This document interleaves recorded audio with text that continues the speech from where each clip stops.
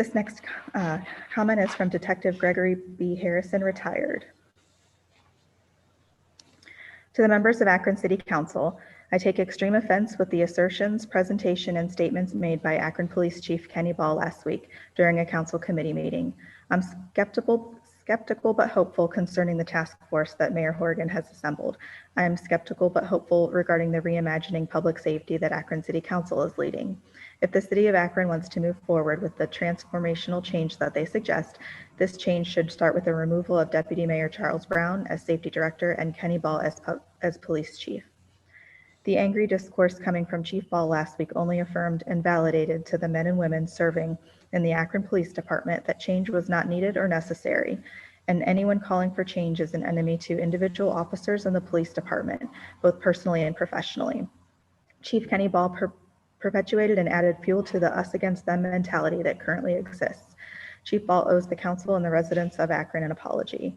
Chief Ball expressed irritation and indignation because council members did not participate in the training he planned, and also their audacity to pass anti-choking legislation without his input. Council members are representatives of the people, not governmental propaganda pieces to be educated by police departments for the benefit of the police department. Chokeholds have been unilaterally banned in most urban police departments for more than 20 years. Chief Ball's logic and assertion is at odds with most police policy reviewing agencies. The City of Akron, with approval by the City Council, commissioned a consulting firm composed of retired police chiefs and law enforcement executives from across the country. This group of retired law enforcement executives possess the training, knowledge, and background that Chief Ball states this council lacks. They did a complete and thorough analysis of the Akron Police Department and came up with a list of recommendations. The Akron Police Department has resisted implementing the most basic recommendations made by these law enforcement experts. Moreover, the police department continues to hide behind antiquated contract language, refusing to accept any changes that would begin to restore confidence in policing. Why?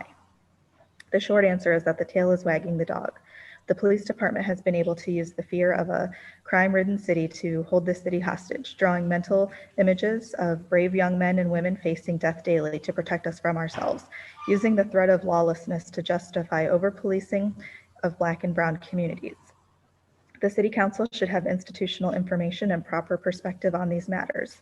First, I believe a briefing on the above report is relevant to this discussion. Deputy Mayor Charles Brown and Chief Ball should provide this information.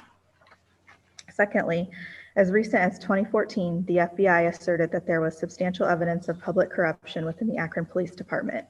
Deputy Mayor Brown and Chief Ball should have briefed you on a public record detailing the accounts of an Akron Police officer watching a suspect on the ground choking for over 7 minutes before calling for medical assistance, and only doing so after telling the person that he should die.